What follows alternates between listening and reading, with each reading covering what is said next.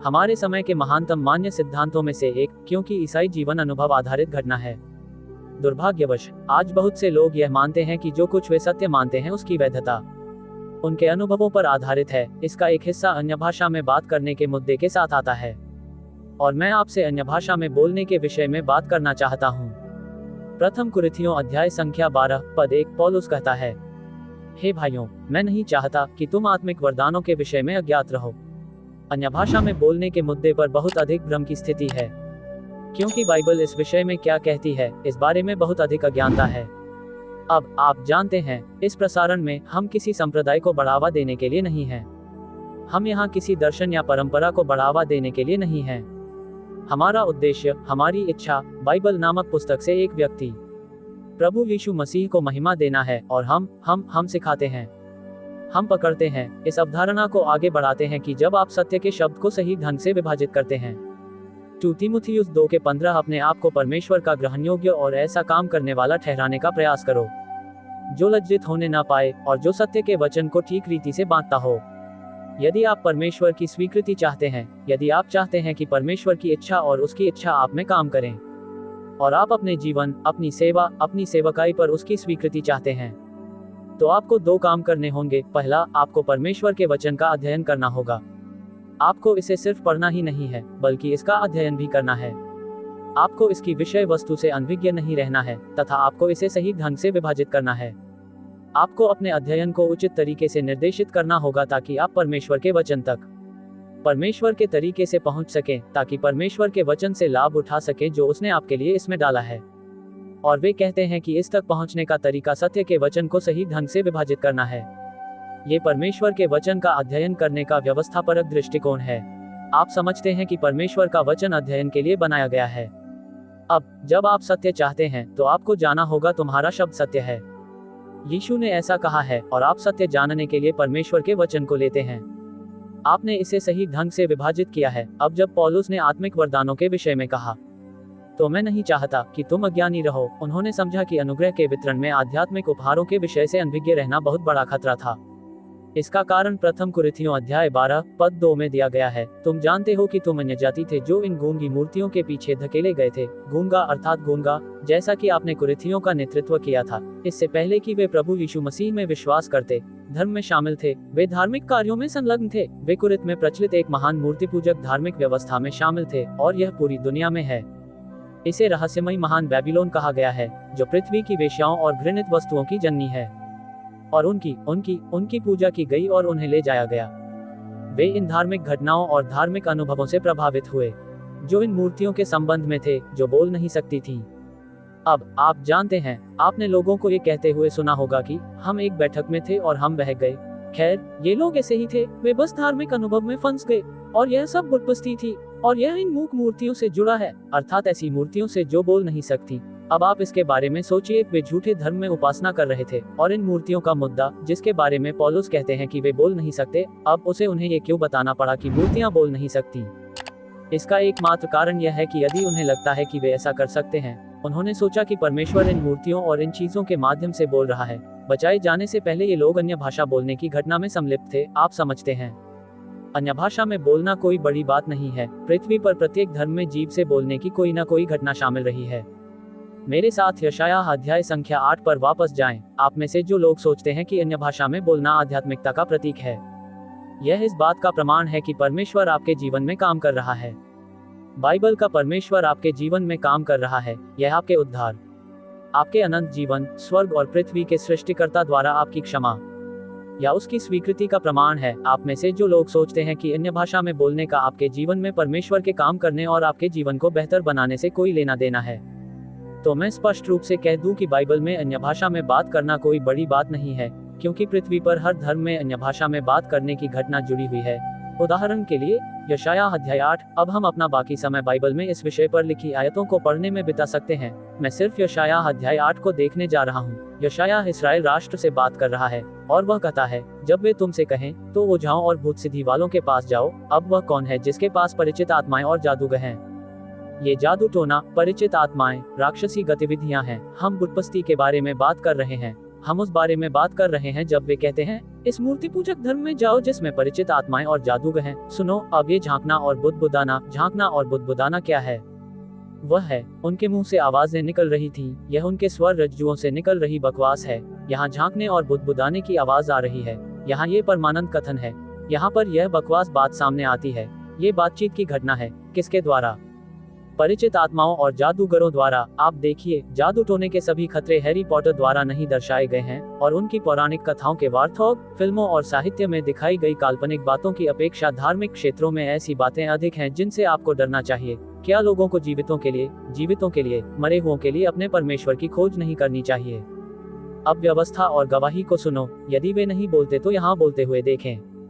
यदि वे अपनी ताक झांक और बुदबुदाहट में इस वचन के अनुसार नहीं बोलते, तो इसका कारण यह है कि उनमें प्रकाश नहीं है। प्राचीन इसराइल में परमेश्वर ने इसराइल को चेतावनी दी थी कि जब वे इन मूर्ति पूजक अन्य जातियों को देखें, चाहे उनका धर्म कुछ भी हो, और वे उन्हें गुप्त क्रियाकलापों को बुदबुदाते और झांकते हुए देखें, जिसे हम कहेंगे, और जब वे अपनी भाषाओं में अपने धर्म में बोलते हैं, तो उनके बुदबुदाने में झांकना, यदि वे जो कह रहे हैं वह परमेश्वर के वचन के अनुरूप नहीं है, तो इसका कारण यह है कि उनमें कोई प्रकाश नहीं है, उनमें कोई सत्य नहीं है, क्योंकि सत्य इस पुस्तक में है। अब यशायाह के अध्याय 12 पर वापस जाएं और देखें कि प्रेरित पौलुस ने भी मूलतः यही बात कही है। प्रथम कुरिन्थियों 12:3, इसलिए मैं तुम्हें समझाता हूँ कि कोई भी मनुष्य जो परमेश्वर की आत्मा से बोलता है, वह यीशु को शापित नहीं कहता, और कोई भी मनुष्य यह नहीं कह सकता कि यीशु प्रभु है, परंतु पवित्र आत्मा से कह सकता है। अब आप उस पद को हर समय उसके संदर्भ से हटकर उद्धृत होते हुए सुनते हैं, और लोग कहते हैं, देखो, कोई भी मनुष्य यह नहीं कह सकता कि यीशु प्रभु है सिवाय पवित्र आत्मा के। इसलिए कोई कहता है, मैं विश्वास करता हूँ कि यीशु प्रभु है, वो अवश्य ही आस्तिक होगा, परमेश्वर अवश्य उससे बात कर रहे होंगे। ये बकवास है। बिना संदर्भ वाला पाठ एक बहाना है, और वह एक बहाना है। इस अनुच्छेद का एक संदर्भ है। प्रथम कुरिन्थियों 12 का संदर्भ क्या है? खैर, पहले पद में आपको आध्यात्मिक उपहारों के बारे में बताया गया है। यह उन आध्यात्मिक उपहारों में से एक है जिनके बारे में वह यहाँ बात करने जा रहा है। पद संख्या 7, परंतु आत्मा की अभिव्यक्ति तो हर एक मनुष्य को दी गई है, क्योंकि एक को आत्मा के द्वारा बुद्धि का वचन दिया जाता है, अर्थात दूसरे को उसी आत्मा के द्वारा ज्ञान का वचन दिया जाता है। पद्य 10, दूसरे को आश्चर्यकर्म दिखाना, और वह पद में अन्य विविध प्रकार की भाषाओं की ओर जाता है। जब वह पद 3 में कहता है, मैं तुम्हें ये समझाता हूँ कि कोई भी मनुष्य परमेश्वर की आत्मा द्वारा नहीं बोलता है, जब कोई मनुष्य इस अनुच्छेद में परमेश्वर की आत्मा द्वारा बोलता है, तो वह अन्य भाषाओं में बोलने, बुद्धि के वचन के साथ बोलने, ज्ञान और अन्य भाषाओं के साथ बोलने की बात कर रहा है। इसमें बातचीत शामिल है। वस्तुतः पद 2 और 3 में यही मुद्दा है। अब आप कैसे जान पाएंगे कि कोई व्यक्ति अन्य भाषाओं में बोलकर यीशु को शापित कहता है या कहता है कि वह प्रभु है? खैर, इसीलिए वह कहता है, मैं तुम्हें समझने के लिए देता हूँ। यदि आप यह नहीं समझ सकते कि क्या कहा जा रहा है, तो आप ये भी नहीं देख सकते कि वह सच है या नहीं, है ना? आप देखिए कि बाइबल में जब किसी अज्ञात भाषा के बारे में बात की गई है, जैसे कि कुरिन्थियों 14, तो वह कभी भी किसी ऐसी भाषा के बारे में बात नहीं कर रही है जिसे केवल परमेश्वर ही जानता है, और आप बस वहीं खड़े होकर अपनी निजी स्वर्गीय भाषा में बोलते हैं जो परमेश्वर ने आपको दी है, और आप या कोई भी यह नहीं जानता कि आप क्या कह रहे हैं। क्यों? तुम्हें पता है कि तुम परमेश्वर को कोस नहीं रहे हो। तुम्हें नहीं मालूम, दाऊद ने कहा, मैं अपनी जीभ से पाप नहीं करूंगा। आप नहीं जानते कि आप हैं या नहीं। आप कहते हैं, ठीक है, आत्मा मुझे दूर ले जाती है। हाँ, आयत 2 में कहा गया है कि वे उन मूर्ति पूजक धर्मों से प्रभावित हो गए जिनका वे हिस्सा थे। तुम्हें कैसे पता कि तुम उसका हिस्सा नहीं हो? खैर, देखिए, बाइबल में आप हमेशा अपनी समझ से इसकी जांच कर सकते हैं। ओह, ये जानने और समझने का मुद्दा है। परमेश्वर कुछ परीक्षण देता है जिनके द्वारा आप जीभ से बात करने की क्षमता का परीक्षण कर सकते हैं और देख सकते हैं कि परमेश्वर ऐसा कर रहा है या नहीं। अब प्रथम कुरिन्थियों में, अर्थात प्रेरितों के काम अध्याय संख्या 19 में, जब पौलुस ने प्रथम कुरिन्थियों को लिखा, अन्य भाषा में बोलना कुछ ऐसा था जो परमेश्वर अपने लोगों के माध्यम से कर रहा था। पौलुस यह नहीं कह रहा है कि परमेश्वर ऐसा नहीं कर रहा है, वह केवल ये सुझाव दे रहे हैं कि जब परमेश्वर ऐसा करता है तो आप इसकी जांच कर सकते हैं और देख सकते हैं, क्योंकि इससे सदैव प्रभु यीशु मसीह का सम्मान और महिमा होगी। अब मेरे साथ अध्याय 12 पर आइए। रिचर्ड जॉर्डन की ओर लौटने की समस्या पर बस एक क्षण में। मित्रों, भविष्यवाणी तो सचमुच जंगल है ना? जब तक आप सचमुच नहीं जानते कि परमेश्वर आज क्या कर रहा है, यदि आप सचमुच परमेश्वर के वचन को नहीं जानते, तो आप स्वयं को भ्रमित पाएंगे और निश्चित रूप से ठोस आधार पर नहीं खड़े हो पाएंगे। हमारे पास आपके लिए एक वीडियो टेप पर 3 संदेश हैं। ये केवल आधुनिक इराक में स्थित प्राचीन बेबीलोन की बात नहीं है, बल्कि इसका संबंध भविष्यवाणी से है। हमारे पास है, क्या इराक इन अंतिम दिनों में कोई भूमिका निभाता है? क्या मध्य पूर्व में शांति संभव है? क्या सद्दाम हुसैन दूसरा नबूकदनेस्सर है? दो शहरों यरूशलेम, बेबीलोन की कहानी। रिचर्ड जॉर्डन के संदेश के अंत में आपके पास इस टेप को ऑर्डर करने के लिए कॉल करने के लिए एक टोल फ्री 800 नंबर है। ये भविष्यवाणी के अवलोकन पर एक महान अंतर्दृष्टिपूर्ण टेप है। सचमुच एक परमेश्वर था, क्या वह इस तरह की यातना वाली जगह बनाएगा? क्या आप यह नहीं सोचते कि हमें ठोस निर्णायक प्रमाण पाने के लिए परमेश्वर के वचन का संदर्भ लेना चाहिए? हमारे पास आपके लिए 4 टैपों पर 10 संदेश हैं। इससे आपको डर लगना चाहिए, क्योंकि आपको अपने प्रभु और उद्धारकर्ता प्रभु यीशु मसीह के लिए निर्णय लेना चाहिए। तुम्हें पता है क्या? यदि इसकी संभावना केवल इतनी ही है कि यह सत्य है, तो क्या अंतिम परिणाम को अस्वीकार करने का जोखिम उठाना उचित है? मुझे नहीं लगता। आइए अब इस महान संदेश में रिचर्ड जॉर्डन की ओर लौटें। कुरिन्थ में अन्य भाषाओं में बोलने की समस्या यह है कि परमेश्वर ऐसा कर रहा था, लेकिन कुछ लोग ऐसे भी थे जो ऐसा कर रहे थे, जिनके माध्यम से परमेश्वर ऐसा नहीं कर रहा था। अध्याय 12, 1 कुरिन्थियों 12, पद संख्या 28। 1 कुरिन्थियों अध्याय 12, पद संख्या 28 को देखें। और परमेश्वर ने कलीसिया में कुछ लोगों को नियुक्त किया है। पहला प्रेरित, दूसरा भविष्यद्वक्ता, तीसरा शिक्षक, उसके बाद चमत्कार और चंगाई के उपहार सरकारों को भाषाओं की विविधता में मदद करते हैं। क्या सभी प्रेरित हैं? नहीं। क्या सभी भविष्यवक्ता हैं? नहीं। क्या सभी शिक्षक हैं? नहीं। क्या सभी लोग चमत्कार करते हैं? नहीं। क्या आपके पास उपचार के सभी वरदान हैं? नहीं। क्या सभी लोग अन्य भाषा बोलते हैं? नहीं। क्या सभी व्याख्या करते हैं? नहीं। वह किसी को ये देता है, किसी को वह, किसी को वह, सबके पास एक जैसा नहीं था। अतः परमेश्वर ने कलीसिया में ऐसी स्थिति नहीं रखी है कि हर कोई अन्य भाषा में बोले। अध्याय 14 पद 23। अतः यदि सारी कलीसिया एक जगह इकट्ठी हो और सब के सब अन्य भाषा बोलें। अब एक मिनट रुको। यदि प्रथम कुरिन्थियों अध्याय 12 में परमेश्वर ने कलीसिया में ऐसी स्थिति नहीं रखी है जहां हर कोई अन्य भाषा में बोलता है, परंतु फिर वे एकत्र होते हैं और हर कोई अन्य भाषा में बोलता है, तो इससे आपको क्या पता चलता है? इससे आपको ये पता चलता है कि जो लोग अन्य भाषाएं बोलते हैं, वे इसलिए अन्य भाषाएं नहीं बोलते क्योंकि उन्हें ये भाषाएं ईश्वर ने दी हैं। उनमें से कुछ लोग दिखावा कर रहे हैं। हाँ, उनमें से कुछ नकली हैं। उनमें से कुछ लोग ऐसा दिखावा कर रहे हैं जैसे कि कुछ लोग इस घटना को नकली बना रहे हैं। अब इस वजह से पौलुस ये देखने के लिए कुछ परीक्षण देता है कि जब कोई व्यक्ति अन्य भाषाओं में बोलता है, तो क्या ये परमेश्वर कर रहा है या वे सिर्फ दिखावा कर रहे हैं? एक बार हमारी सभा की एक बैठक के अंत में एक महिला मुझे सामने के दरवाजे पर मिली। मैंने उस शाम बाइबल अध्ययन में इनमें से कुछ चीजों के बारे में बात की और वह मेरे सामने के दरवाजे पर आए और उसने कहा, जॉर्डन, मैं चाहती हूँ कि तुम जान लो कि मैं अन्य भाषाओं में बोलती हूँ। और वह पीछे हट गई और उसने बस इसे उड़ने दिया, शोंडा। और वह कहती है, वह क्या है? और मैंने कहा, ठीक है, ये बात है। और मैं एक कदम पीछे हट गया और मैंने यूहन्ना के अध्याय 1 की पहली आयत को यूनानी भाषा में उद्धृत किया। मैंने कहा, ये बात है। और उसने कहा, ये तो बस सीखना है। मैंने कहा, हाँ मैडम, ये है। और आपने बिल्कुल यही किया। आप देखिए, उसने खुद को ये सिखाया कि वह हमेशा शब्दों का ही प्रयोग करती रहे। ये तो बस बार बार व्यर्थ की पुनरावृत्ति है, वही कर्कश ध्वनियां, आनंदोन्मादपूर्ण उच्चारण। उनकी धार्मिक परंपरा में किसी ने उन्हें बताया कि यह एक स्वर्गीय भाषा है जो परमेश्वर ने उन्हें उपहार के रूप में दी है। ये बात फोर्ड स्टेशन वैगन पर लगे जंग लगे मफलर के समान ही शास्त्रीय है। बाइबल से कुछ लेना देना नहीं था। ये तो बस एक बात है, किसी की धार्मिक परंपरा। यह अच्छा धर्म है, अच्छी बात है, वे परंपरा हैं, उनका इसमें स्वागत है। बस यह मत कहो कि यह बाइबल है।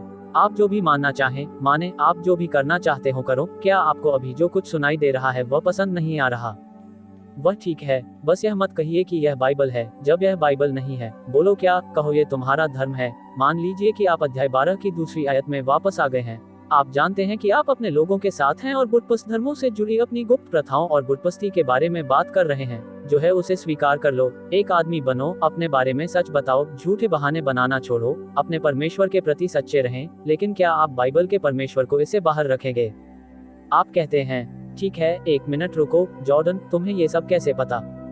क्योंकि यहाँ कुछ परीक्षण हैं जो मुझे बताते हैं कि ईश्वर कब क्या करता है। और जब आप ईश्वर द्वारा दी गई परीक्षा में खरे नहीं उतरते, तो मैं जानता हूँ कि वह ऐसा नहीं कर रहा है। आप ये कर रहे हैं, ये काम कोई और कर रहा है। आमतौर पर यह सिर्फ आपकी अपनी उत्सुकता होती है कि आप कुछ बनने, कुछ करने और खुद को उन्नत करने का प्रयास करें। अपने आप को तैयार करो और तब तक दिखावा करो जब तक कि आप सफल न हो जाएं। और यह जरूरी नहीं है कि आप में ईश्वर की मदद करने की अच्छी इच्छा हो, लेकिन परमेश्वर को आपकी सहायता नहीं चाहिए। परमेश्वर के पास आपको देने के लिए चीजें हैं, न कि आप उन्हें देते हैं। अब परीक्षण क्या है? खैर, कुरिन्थियों 14 का 20 के अध्याय 1 की आयत 20 में कहा गया है, हे भाइयों, समझ में बालक न बनो, परंतु क्रोध और बुराई में बालक बनो, परंतु समझ में पुरुष बनो। मैं कहना चाहता हूँ कि मुझे ये बात बहुत पसंद है जब कहा जाता है कि वेश में बच्चे रहो। पौलुस समझता है कि यह एक संवेदनशील विषय है। मैं ये जानता हूँ और मैं चाहता हूँ कि तुम समझो कि मैं तुमसे प्यार करता हूँ। मैं आपके प्रति निर्दयी होने की कोशिश नहीं कर रहा हूँ। मैं जानबूझकर तुम्हें चोट नहीं पहुँचाऊंगा, अपमानित नहीं करूंगा या किसी भी बात पर तुम्हें परेशान नहीं करूंगा, परंतु परमेश्वर मेरा साक्षी है। मेरे लिए ये गलत होगा कि मैं तुम्हें सच ना बताऊं, और मैं चाहूंगा कि तुम मुझ पर क्रोधित हो और सच सुनो, बजाय इसके कि मैं तुमसे चिकनी चुपड़ी बातें बोलूं और सच को छिपाऊं। और फिर आप मेरी प्रशंसा करते हैं। आप देखिए, जब पौलुस कहता है वेश में बच्चे बनो, तो वह जानता है कि यह एक संवेदनशील विषय है, क्योंकि आप देखिए, आप अलौकिक चीजों पर ध्यान केंद्रित करते हैं और आप इस बात पर ध्यान केंद्रित करते हैं कि आप अपने अनुभव में कुछ अलौकिक ला रहे हैं, और आपको लगता है कि यह परमेश्वर के साथ आपका संपर्क है, और ऐसा लगता है जैसे आप मुझे ईश्वर से दूर खींचने की कोशिश कर रहे हैं। सुनो मित्रों, तुम्हें समझ विकसित करने की आवश्यकता है। पुरुष बनो, ये समझें कि परमेश्वर आपसे अपेक्षा करता है कि आपका विश्वास उसके वचन की बुद्धिमत्तापूर्ण समझ पर आधारित हो। आपका मसीही जीवन अज्ञानता के आधार पर संचालित नहीं होगा। इसलिए उसने पहले पद में कहा, तुम आत्मिक वरदानों के विषय में अज्ञानी न रहो। अब शायद आप यह नहीं समझ पा रहे हैं कि मैं आज क्या कह रहा हूँ। हो सकता है कि आप किसी सिस्टम में हो और आप उसे सुनना नहीं चाहते हो। ठीक सुनो, एक दिन तुम्हें इसकी जरूरत पड़ेगी। एक दिन आप जिस व्यवस्था में हैं वह आपको निराश करेगी। एक दिन शायद आप इसे देखेंगे और पाएंगे कि यह आत्मा से शुरू होकर खोखला है। क्या अब आप शरीर के द्वारा सिद्ध बन गए हैं? जब वह आएगा तो मांस का हाथ आपको विफल कर देगा। बस याद रखें, किसी ने आपसे कहा था कि इसका उत्तर है, और हो सकता है कि आप याद रख सकें कि हम आपको क्या बता रहे हैं।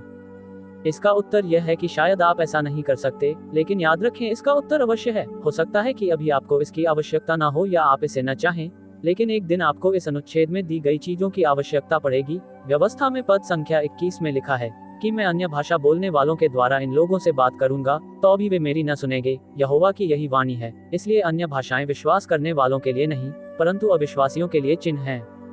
क्योंकि जब अन्य भाषाएं विश्वास नहीं करती, तो उनके लिए चिन्ह होती हैं। वह क्या कहता है? जीभें किस लिए हैं? अन्य भाषाएं चिन्ह दिखाने के लिए हैं, विश्वास करने वालों के लिए नहीं। अन्य भाषाएं विश्वासियों के लिए नहीं हैं, वे अविश्वासियों के लिए हैं। अब प्रथम कुरिन्थियों का अध्याय 1 पद 22 आपको कुछ बताता है। यूनानी लोग बुद्धि की खोज में हैं, परंतु यहूदी लोग चिन्ह की चाहत रखते हैं। बाइबल में चिन्ह उपहार कार्यक्रम इस्राएल राष्ट्र से संबंधित है। भजन 74 इस्राएल कहता है, हम अपने चिन्ह नहीं देखते, वे इस्राएल की राष्ट्रीय विरासत हैं। और जब उपहार कार्यक्रम को सांकेतिक उपहार के रूप में प्रयोग किया जाता है, तो उनका ध्यान हमेशा इजराइल राष्ट्र के लिए संकेतों पर केंद्रित होता है। अतः सबसे पहली बात जो हम जानते हैं कि अन्य भाषाएं राष्ट्र अर्थात इस्राएल के लाभ के लिए हैं, वे इस्राएल राष्ट्र के लिए चिन्ह हैं। फिर आयत संख्या 26, तो फिर हे भाइयों, जब तुम इकट्ठे होते हो तो हर एक के मन में एक भजन होता है। क्या आपके पास कोई सिद्धांत है? क्या आपके पास कोई भाषा है? क्या आपके पास कोई रहस्योद्घाटन है? क्या आपके पास कोई व्याख्या है? सब कुछ उन्नति के लिए किया जाए। पहली बात तो यह है कि इससे लाभ ही लाभ है। इस्राएल राष्ट्र का क्रमांक 2 आयत 26, सब बातें उन्नति के लिए की जाएं। उनका उपयोग चर्च को उन्नत करने के लिए किया जाना है, और वह स्थानीय चर्च है। संपूर्ण सभा की अन्य भाषाएं सभा की उन्नति के लिए हैं। अब पद संख्या 4 पर नजर डालें। पहला कुरिन्थियों 14 पद 4, जो अन्य भाषा में बातें करता है वह अपनी ही उन्नति करता है, परंतु जो भविष्यवाणी करता है वह कलीसिया की उन्नति करता है। अब क्या स्वयं को उन्नत करना अच्छा है या कलीसिया को उन्नत करना अच्छा है?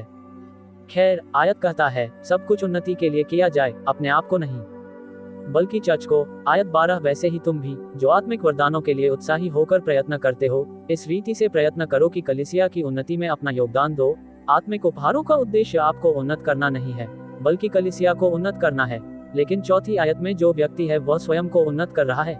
यह अच्छी बात नहीं है, ये बुरी बात है। कोई कुरिन्थ में यह नाटक कर रहा है, और उसने कहा, क्या आप उस आदमी को पकड़ना चाहते हैं जो यह नाटक कर रहा है? ये वह व्यक्ति है जो चर्च का नहीं, बल्कि स्वयं का उत्थान कर रहा है। तुम्हें कैसे पता कि वह कौन है? क्योंकि जब कोई व्यक्ति कुछ कह रहा होता है तो कोई भी उसकी व्याख्या नहीं कर रहा होता है, बल्कि यह परमेश्वर की आत्मा है जो ऐसा कर रही है। क्योंकि जब परमेश्वर जीव देता है तो वह क्या करता है? वह हमेशा इसके साथ दुभाषिया भी देता है। पद 25 से 27 को देखिए। यदि कोई अन्य भाषा में बात करे तो 2 या अधिक से अधिक 3 जन बारी बारी से बोलें और एक व्यक्ति अनुवाद करे। नियमों पर ध्यान दें, किसी भी एक सत्र में 3 से अधिक नहीं। क्रमानुसार संख्या 4 है। आप जानते हैं उसका क्या अर्थ है? इसका मतलब यह है कि आप 2 लोगों को एक साथ बात करते हुए नहीं देख सकते। ऐसी कोई बैठक नहीं जहां हर कोई सिर्फ बकबक कर रहा हो। अधिकतम 3 लोग ही हों और उन्हें क्रमशः 1, 2, 3 एक बार में सभी नहीं, और इसका अनुवाद करने के लिए हमेशा किसी न किसी को मौजूद रहना पड़ता है। और यदि कोई अनुवादक न हो तो पद 28 कहता है, यदि कोई दुभाषिया न हो तो उसे कलीसिया में चुप रहना चाहिए। यदि आपके पास दुभाषिया नहीं है तो अपना मुंह बंद रखें। तुमने कहा, लेकिन मैं तो बस आत्मा में बह गया हूँ। हाँ, वे बुतपस्त तो थे, लेकिन आस्तिक नहीं। आयत 29, भविष्यद्वक्ताओं को बोलने दो, 2 या 3 और दूसरा न्याय करे। और यदि दूसरे बैठे हुए पर कुछ प्रकाश पड़ा हो तो वह चुप रहे, क्योंकि भविष्यद्वक्ताओं की आत्माएं भविष्यद्वक्ताओं के अधीन हैं। आप जानते हैं कि यह क्या दर्शाता है कि वे कुछ व्यवस्था के अधीन होंगे, क्योंकि यह सब एक विश्वासी के नियंत्रण में है जो विश्वास से चलता है। यह कोई नियंत्रण से बाहर का व्यवसाय नहीं है। अब वहाँ एक और बात है। आपने श्लोक 27 पर ध्यान दिया होगा, वहाँ लिखा है, यदि कोई व्यक्ति अन्य भाषा में बोले। श्लोक 35 कहता है, श्लोक 34 कहता है, स्त्रियां चुप रहें। मैं इसे यहाँ रखूंगा क्योंकि आप इसे नीचे नहीं देख सकते। केवल पुरुष, सभा में केवल पुरुषों को ही अन्य भाषाएं बोलनी चाहिए। अब आप इस पर गौर करें, यदि आप अन्य भाषा सभा में हैं और जो कार्य किए जा रहे हैं वे कलीसिया के निर्माण के लिए किए जा रहे हैं, क्योंकि और ये तब होता है जब आपके पास 2 या अधिकतम 3 लोग होते हैं। कोई भी एक समय में नहीं बोल रहा होता है, लेकिन वे सभी क्रम में बोल रहे होते हैं। वहाँ हमेशा एक अनुवादक मौजूद रहता है। ये केवल पुरुष ही कर रहे हैं, और यह इजराइल राष्ट्र के लाभ के लिए किया जा रहा है। तो फिर परमेश्वर यह कर रहा है। आपकी भाषाओं की बैठक इसकी तुलना में कैसी है? मैं अभी आपको बता सकता हूँ कि ऐसा नहीं है। आप अपने जीवन में कभी भी किसी ऐसी अन्य भाषा सभा में नहीं गए होंगे जो पाठ में बताई गई इन 6 योग्यताओं को पूरा करती हो। तुम जानते हो क्यों? क्योंकि जब उसने परमेश्वर का वचन पूरा कर लिया तो परमेश्वर ने अन्य भाषा बोलने का कार्यक्रम वापस ले लिया। आज परमेश्वर को आपसे अन्य भाषा कार्यक्रम के माध्यम से बात करने की आवश्यकता नहीं है। वह पहले ही आपसे एक पुस्तक के माध्यम से बात कर चुके हैं जिसे उन्होंने लिखकर आपके हाथों में दे दिया है। और जो कुछ परमेश्वर आपसे कहना चाहता है वह सब उस पुस्तक में है। आपको परमेश्वर के वचन में अपना ध्यान लगाने की आवश्यकता है। धार्मिक अनुभवों से बाहर निकलने की आवश्यकता है। इस चिंता से बाहर निकलने की आवश्यकता है कि यह परमेश्वर है या नहीं। नहीं, यह आपके लिए परमेश्वर का वचन है, क्योंकि आप इसे उसके वचन में पढ़ सकते हैं। आप इसे सही ढंग से विभाजित कर सकते हैं और समझ सकते हैं, क्योंकि आप ऐसा कर सकते हैं और विश्वास तथा आपके लिए उसके लिखित वचन की बुद्धिमानीपूर्ण समझ के आधार पर परमेश्वर का अनुमोदन प्राप्त कर सकते हैं। आपको धार्मिक घटनाओं की आवश्यकता नहीं है। आपको केवल परमेश्वर के वचन की सच्चाई और उस पर आधारित आपके विश्वास की आवश्यकता है। आज हमारे साथ होने के लिए धन्यवाद। अगली बार तक, मरनाथा।